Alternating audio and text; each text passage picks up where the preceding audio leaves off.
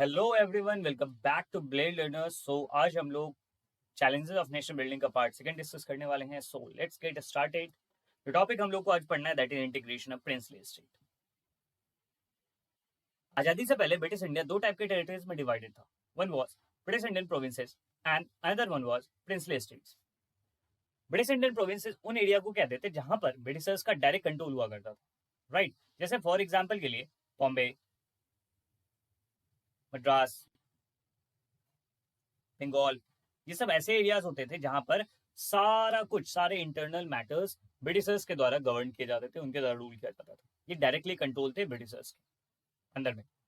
लेकिन दूसरे टाइप के एरियाज थे, उनको प्रिंसली स्टेट कहा जाता था। यहाँ पर क्या हो रहा है, जैसे फॉर एग्जाम्पल के लिए आपको समझाओ कि मैसूर मैसूर एक प्रिंसली स्टेट था। इसका मतलब ये हो गया कि मैसूर का जो डायरेक्ट कंट्रोल होगा, यहाँ के इंटरनल अफेयर्स को मैनेज करने की जिम्मेवारी जो होगी वो वहाँ के रूलर्स की होगी, राइट? वहाँ के राजा महाराजा उनके पास होगी।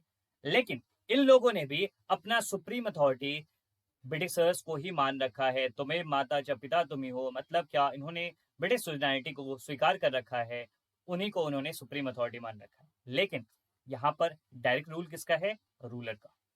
और आप ये कह सकते हो कि यहाँ पर इनडायरेक्टली कंट्रोल किया जा रहा है ब्रिटिशर्स के द्वारा। ब्रिटिश इंडियन प्रोविंसेस में डायरेक्टली कंट्रोल होते थे ब्रिटिशर्स के द्वारा, एंड जो प्रिंसली स्टेट थे वहां पर ब्रिटिशर्स इनडायरेक्ट कंट्रोल करते थे। ठीक है, तो ये चीजें, इस प्रकार के डिवीजन थे पावर के ब्रिटिश इंडिया में। यहाँ पर आप मैप में देख सकते हो, ये जो येलो में एरियाज है वो ऐसे एरियाज है जो कि ब्रिटिश इंडिया थे, I mean British Indian provinces थे। बंगाल हो गया, बिहार हो गया, दिल्ली हो गया, फिर इधर मद्रास हो गया, बॉम्बे हो गया, सेंट्रल प्रोविंसेस हो गए। ये ऐसे एरियाज थे जो कि ब्रिटिशर्स के द्वारा डायरेक्ट कंट्रोल होते थे। लेकिन स्काई ब्लू में जो आप एरिया देख रहे हो वो सब प्रिंसली स्टेट थे, जैसे मैसूर, हैदराबाद, गुजरात, ये सब एरियाज थे प्रिंसली स्टेट।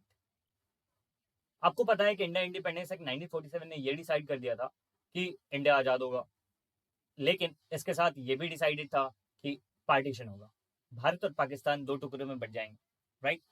अब आप देखो कि ये बाउंड्री है इंडिया का, राइट? ये इंडिया होगा,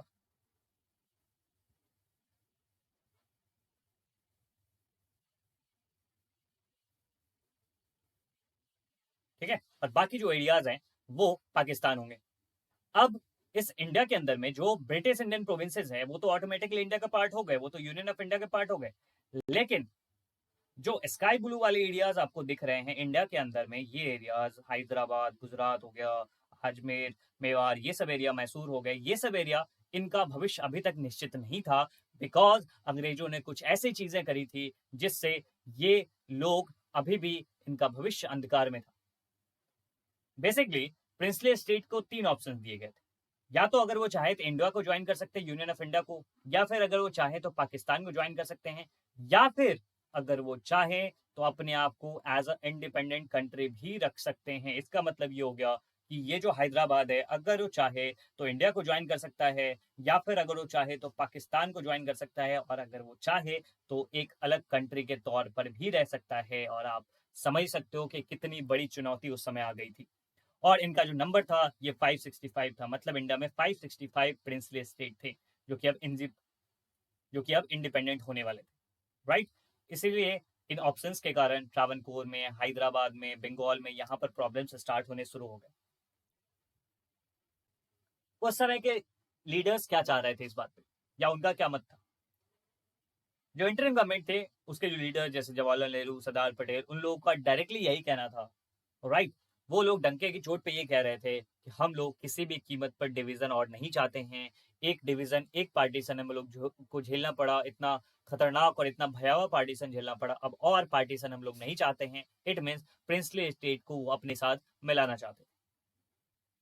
दूसरी ओर मुस्लिम लीग वो ये कहना चाह रही थी कि प्रिंसली स्टेट को डिसाइड करने दिया जाए, आप डिसाइड मत करो कि उनको इंडिया के साथ ज्वाइन होना चाहिए या पाकिस्तान के साथ ज्वाइन होना चाहिए, इंडिपेंडेंट होना चाहिए। मुस्लिम लीग बेसिकली ये कह रही थी कि let them decide, state should be free to decide कि उन्हें किन के साथ जाना है, राइट? और इन सब के बीच में the iron man of India, जिनको बिस्मार्क ऑफ इंडिया भी कहा जाता है, क्योंकि अगर आपने क्लास 10 में पढ़ा होगा तो आपने देखा था कि ऑटो वन बिस्मार्क का जर्मनी के इंटीग्रेशन में कितना बड़ा रोल था। उसी प्रकार से इंडिया में सरदार पटेल का इंडिया के इंटीग्रेशन में, प्रिंसली स्टेट को इंडिया में मिलाने का जो पूरा पूरा क्रेडिट जाता है वो आपको जाता है सरदार पटेल जी को, राइट। आप जो इंडिया का मैप देख रहे हो, हमारा प्यारा भारत इतने बड़े एरिया में फैला हुआ है, ये सब इनकी बदौलत हुआ, right. The then deputy prime minister and home minister of India, इन्होंने ये टास्क लिया और बहुत सारे प्रिंसली स्टेट को अपने साथ मिलाया। बेसिकली इन सब के पीछे तीन कंसिडरेशन थे। एक ये कि जो प्रिंसली स्टेट है, वहां के जो लोग हैं, वो लोग इंडिया के पार्ट बनना चाहते थे, राइट। ज्यादातर लोग ऐसे थे जो कि इंडिया के पार्ट बनना चाहते थे, ठीक है सर। और इवन की गवर्नमेंट भी इस बात के लिए तैयार थी कि हम आपको ऑटोनॉमी देने के लिए रेडी हैं, बस आप इंडिया के पार्ट बन जाओ। जैसे मान लो मैसूर है, राइट, तो मैसूर को इंडियन गवर्नमेंट ये कह रही थी कि आप इंडिया के पार्ट बन जाओ और बदले में बहुत सारी आपको ऑटोनॉमी मिल जाएगी, बहुत सारा फ्रीडम मिल जाएगा कि आप अपने इंटरनल अफेयर्स को इस तरीके से मैनेज करो, इस तरह से कर सकते हो, ये सारी चीजें, ठीक है। फॉर एग्जाम्पल के लिए मैंने आपको बताया मैसूर का, राइट। ये चीजें थी, मतलब इंडियन गवर्नमेंट किसी भी तरह से और टूट नहीं चाहती थी, वो नहीं चाहती थी कि इंडिया और डिवाइड हो, वो ये चाहती थी कि कैसे भी जो प्रिंसली स्टेट है वो इंडिया का पार्ट बन जाए। तो भारत की आजादी है तो इसका एक्सटर्नल बाउंड्री तो क्रिएट कर दिया, लेकिन इंटरनल बाउंड्री किस प्रकार से तय होगी, कौन से स्टेट इंडिया के साथ आएंगे, कौन से नहीं आएंगे, ये एक बहुत इंपॉर्टेंट टास्क था, क्योंकि बाउंड्री को कंसोलिडेट करना, पार्टीशन के बीच में कंसोलिडेट करना, उसका इंटीग्रेशन, ये बहुत इंपॉर्टेंट टास्क था, बहुत ही मेहनत टास्क। इंडियन लीडर्स और बेसिकली सरदार पटेल के बहुत रिगरस अटेम्प्ट के बाद 15 अगस्त 1947 जिस तारीख को हम लोग आजाद हुए, उससे पहले ही ज्यादातर जो रूलर थे, ज्यादातर जो प्रिंसली स्टेट के रूलर थे, उन्होंने इंस्ट्रूमेंट ऑफ एक्सेशन पे साइन कर दिया था। बेसिकली इंस्ट्रूमेंट ऑफ एक्सेशन का मतलब ये होता है, एक एग्रीमेंट होता है कि मेरी सांसें, मेरे रक्त की हर एक बूंद आपके साथ है, अर्थात प्रिंसली स्टेट इंडिया के पार्ट बन गए। मतलब उन्होंने एक एग्रीमेंट पे साइन कर दिया कि हाँ, आज से हम इंडिया के पार्ट, यूनियन ऑफ इंडिया के पार्ट। ये चीजें होती हैं इंस्ट्रूमेंट ऑफ एक्सेशन। और 15 अगस्त 1947 से पहले बहुत सारे स्टेट, ज्यादातर जो स्टेट थे, उन्होंने साइन कर दिया और वो इंडिया के पार्ट बन गए। लेकिन कुछ जगहों पे प्रॉब्लम्स स्टार्ट हुई। जूनागढ़, हैदराबाद, जम्मू एंड कश्मीर और मणिपुर, इन चारों जगहों पे प्रॉब्लम्स अराइज हुए, जिसमें से जम्मू एंड कश्मीर को हम लोग अलग चैप्टर में इसको डिस्कस करेंगे। इस चैप्टर में बेसिकली हम लोग को जूनागढ़, हैदराबाद और मणिपुर के बारे में पढ़ना है। सबसे पहले बात कर लेते हैं जूनागढ़ के बारे में। जूनागढ़ आप देख सकते हो गुजरात का ही एक एरिया है, प्रेजेंट डे गुजरात का एक एरिया है जूनागढ़।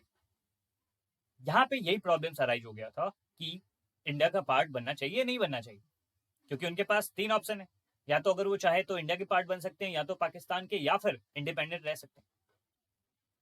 तो यहाँ पर इस प्रॉब्लम को रिजॉल्व करने के लिए प्लेबिसाइड करवाया गया या रेफरेंडम करवाया गया, जिसको हम लोग कहते हैं जनमत संग्रह।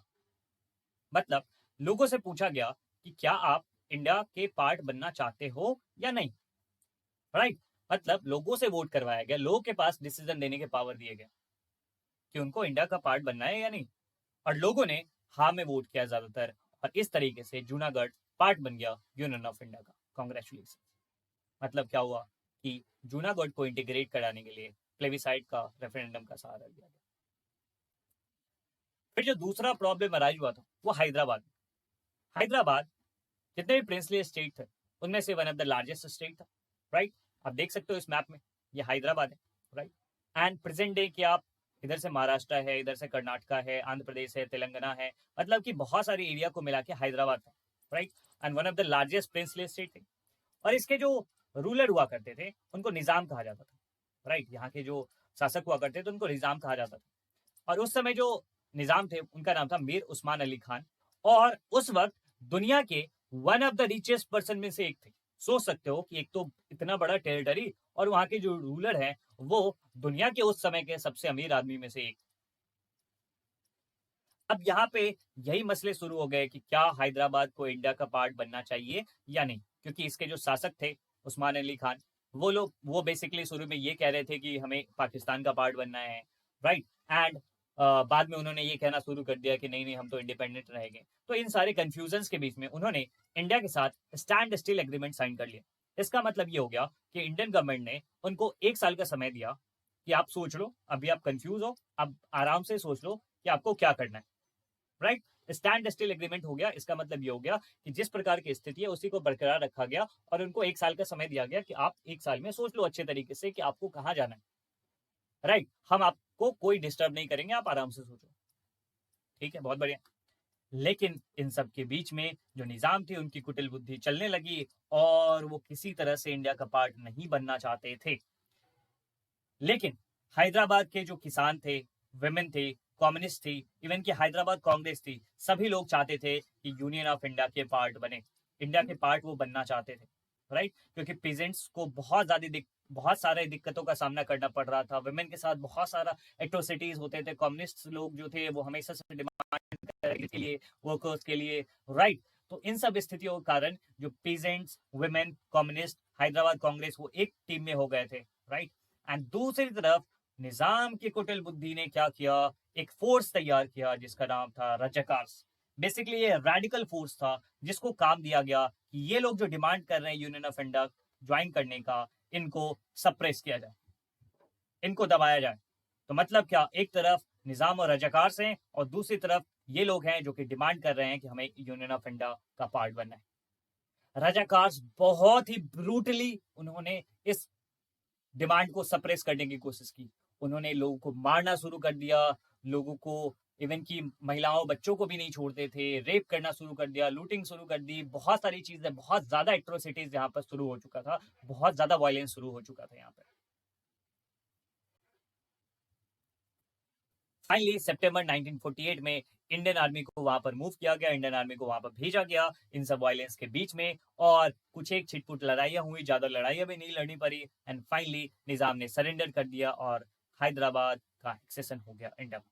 इस प्रकार से हैदराबाद का जो इशू था वो रिजॉल्व हो गया। आप देख सकते हो कि जो निजाम साहब है वो पंडित नेहरू के साथ है एंड यहाँ पर सरदार पटेल के साथ।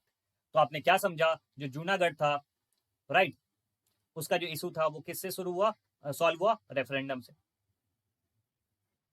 एंड जो हैदराबाद का इशू था वो कैसे सॉल्व हुआ, पुलिस एक्शन से या आर्मी के एक्शन से, राइट? ये आप कह सकते हो, करेक्ट।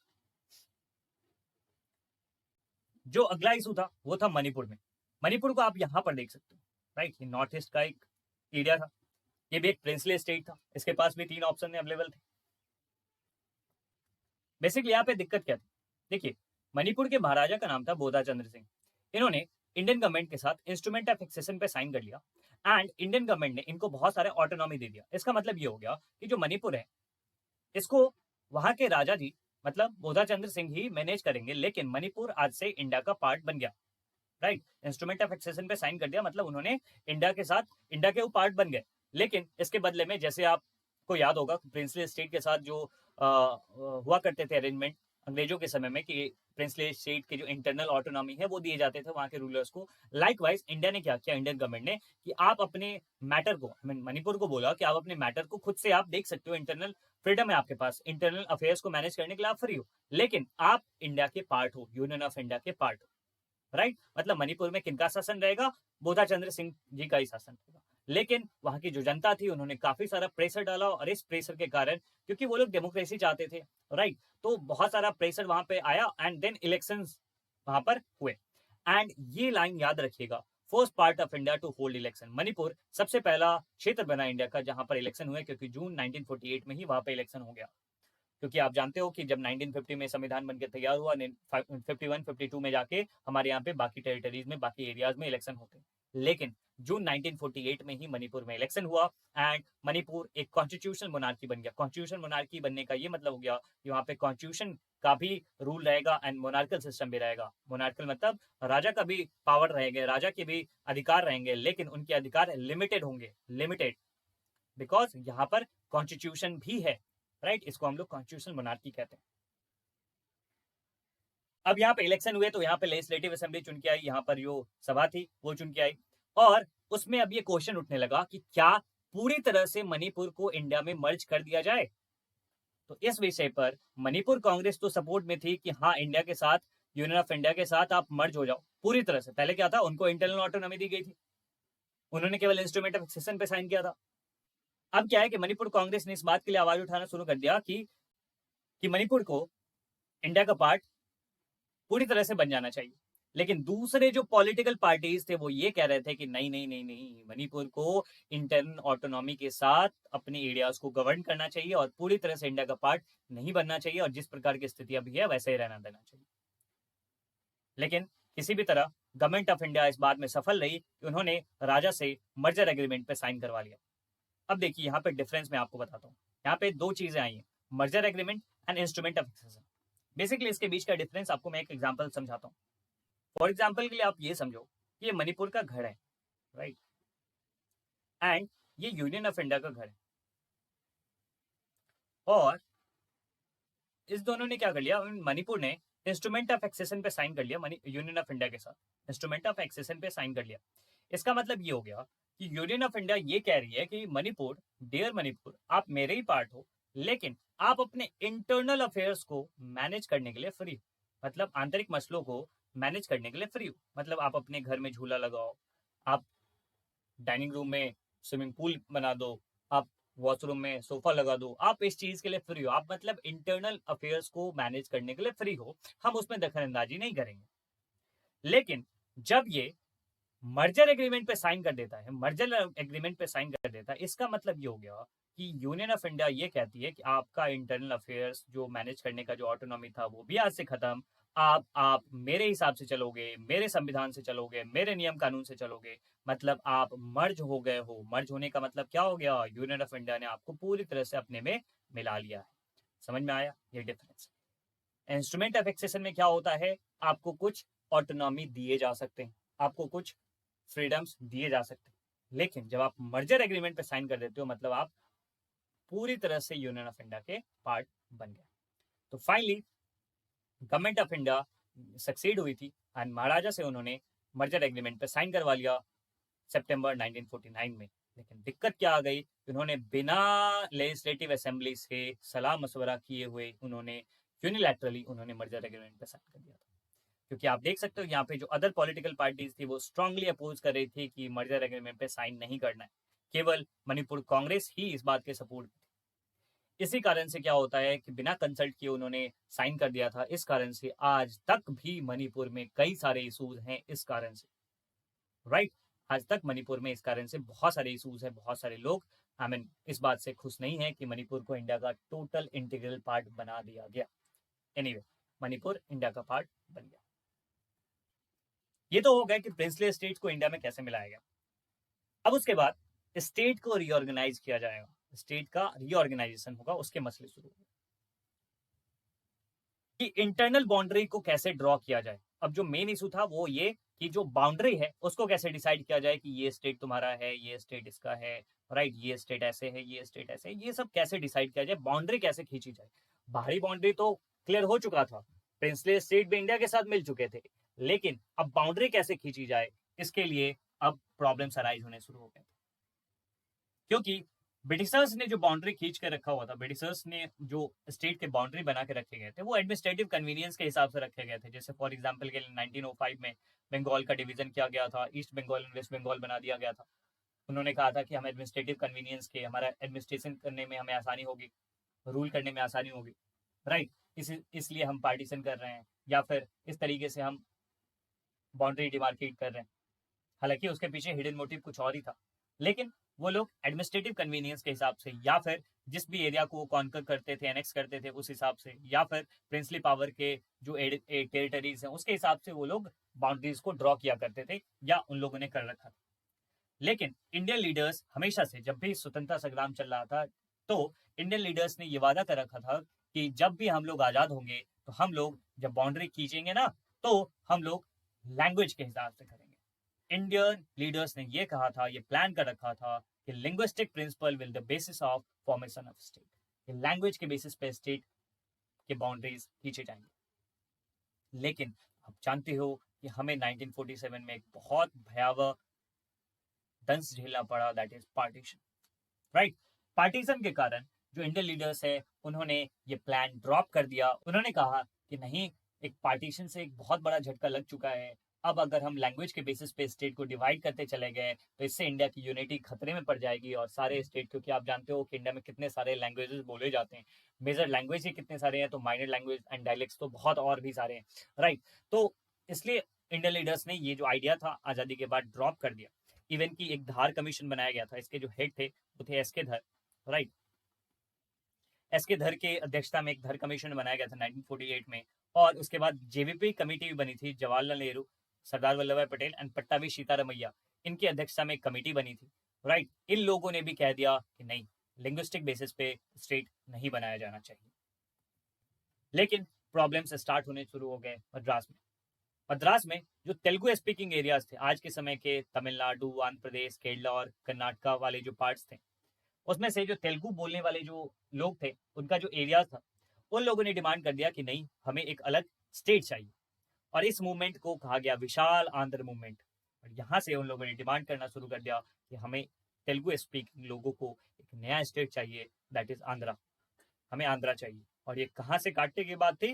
मद्रास से। मद्रास वाले जो एरिया थे, मतलब मद्रास जो प्रोविंस था, उससे अलग करने की बात थी। इसमें पोट्टी श्रीरामुलु, जो कि एक वेटरन कांग्रेस लीडर भी थे, उन्होंने आमरण अनशन शुरू कर दिया कि नहीं, हमें तेलुगु स्पीकिंग एरियाज के लिए एक नया स्टेट चाहिए, दैट इज आंध्रा स्टेट। और उस आमरण अनशन के 56वें दिन दुर्भाग्यवश उनकी मृत्यु हो जाती है। और इस मृत्यु होने के बाद लोग गुस्से में भर जाते हैं और हिंसा शुरू हो जाती है पूरे उस रीजन में, एंड पुलिस के साथ झड़प होती है। बहुत सारे जो लेजिस्लेटर्स थे, उन्होंने भी रिजाइन कर दिया था।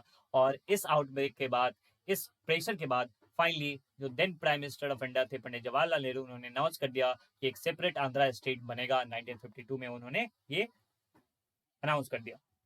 एंड फाइनली अक्टूबर 1953 में पहला स्टेट बनता है लैंग्वेज के बेसिस पे, दैट इज आंध्रा स्टेट। कहाँ से? मद्रास से तेलुगु स्पीकिंग एरिया को अलग करके सबसे पहला लिंग्विस्टिक स्टेट बनता है आंध्रा। तो आप यहाँ पर देख सकते हो डेक्कन क्रॉनिकल का ये हेडलाइन है, new chapter opens in history of Andhra, the first linguistic state established. याद रखिएगा, ये क्वेश्चन भी आ सकते हैं कि सबसे पहला लिंग्विस्टिक स्टेट कौन था? 1953 में बना हुआ आंध्रा स्टेट। और ये कहां से टूटा था?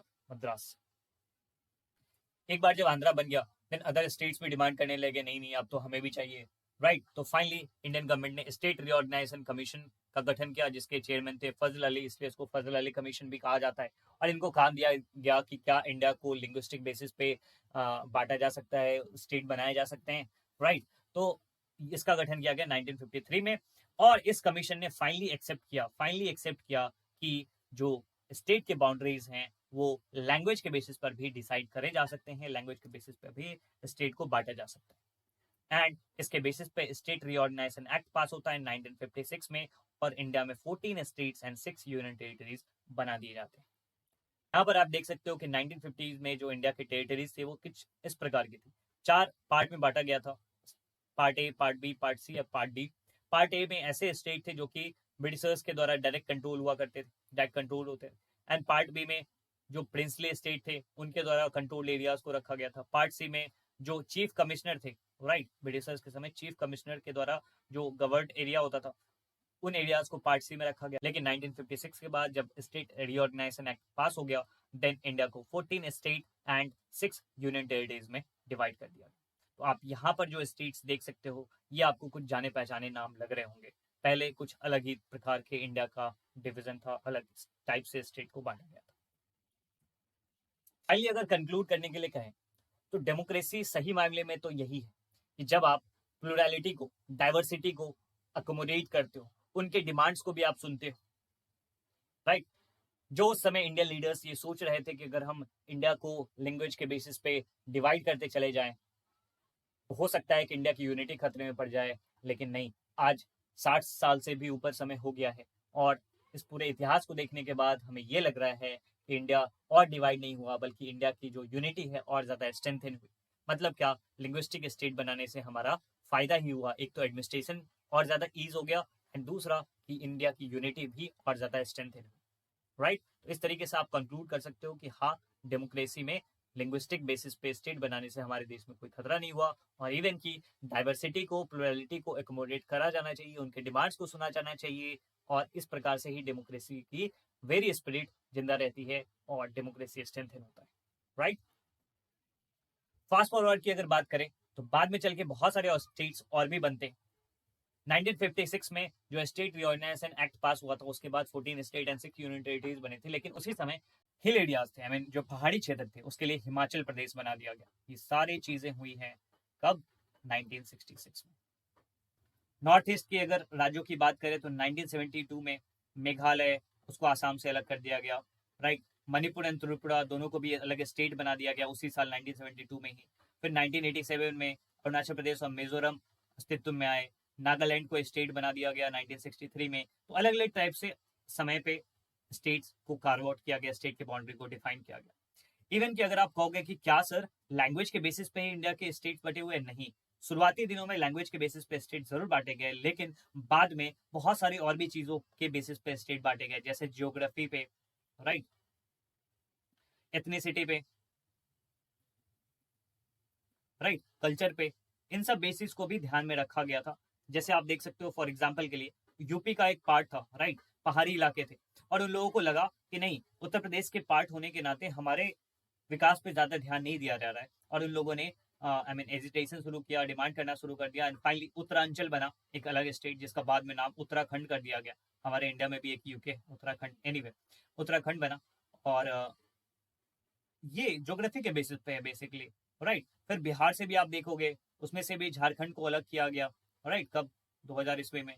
फिर मध्य प्रदेश से छत्तीसगढ़ को अलग किया गया, ये भी 2000 में किया गया। तो मतलब क्या हो गया कि अलग अलग बेसिस पे भी हमारे यहाँ पर स्टेट्स बने हैं, राइट। लेकिन अभी भी बहुत सारे स्टेट्स ऐसे हैं, बहुत सारे एरियाज ऐसे हैं जहां पर आज भी एजिटेशन चल रहा है, जैसे विदर्भ, जैसे मतलब महाराष्ट्र का जो विदर्भ इलाका है, फिर हरित प्रदेश है, ये सब एरियाज ऐसे हैं जहाँ पे आज भी डिमांड चल रही है कि हमें एक अलग स्टेट चाहिए। जैसे बिहार में भी आप देखोगे, मिथिलांचल रीजन में, तो ऐसी चीजें चल रही है भारत में इस प्रकार से।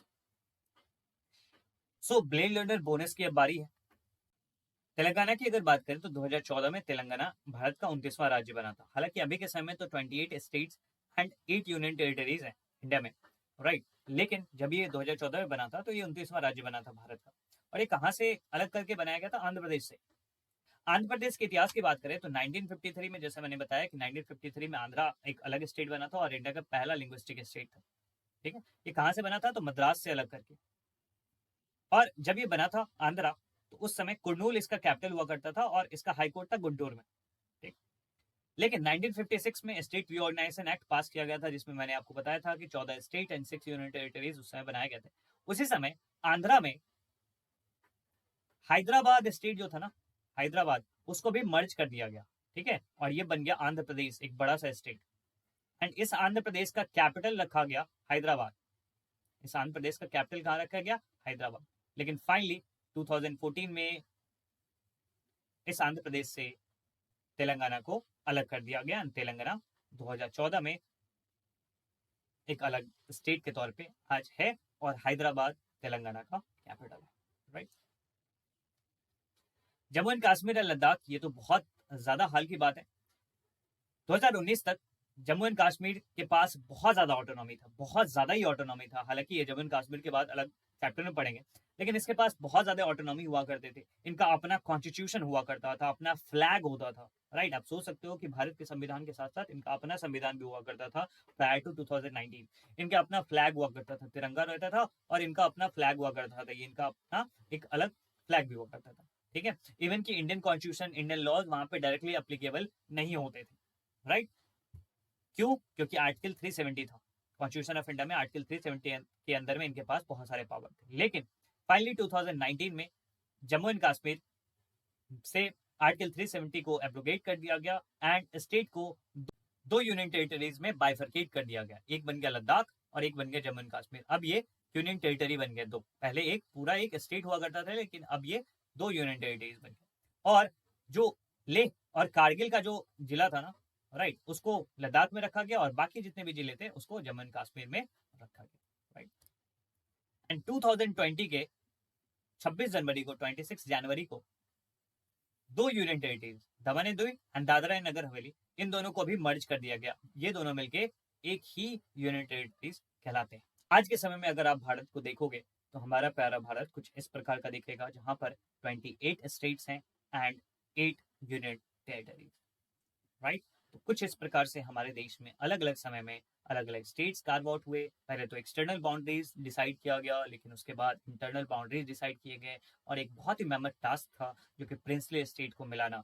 अदरवाइज आप सोच सकते हो कि भारत का जो मानचित्र है कुछ इस प्रकार का नहीं रहता है। And we have to salute to great iron man of India, right. उनकी बदौलत आज भारत का नक्शा कुछ इस प्रकार का है, भारत का एरिया कुछ इस प्रकार का है। उनमें उनकी बहुत ज्यादा मेहनत और बहुत ज्यादा उनका जो योगदान है उसे हमें याद रखना चाहिए, right. So thank you so much. And आप लोग हमें टेलीग्राम पर भी इस चैनल पे फॉलो कर सकते हो, जहाँ पे आपको notes and updates and even की इस सेशन के पीडीएफ्स भी आपको अवेलेबल हो जाएंगे। एंड आप हमें इंस्टाग्राम पे भी फॉलो कर सकते हो, यूट्यूब पे भी आप फॉलो कर सकते हो। So thank you so much guys, मिलते हैं अगले सेशन में, तब तक के लिए अपना बहुत ख्याल रखिए। जय हिंद।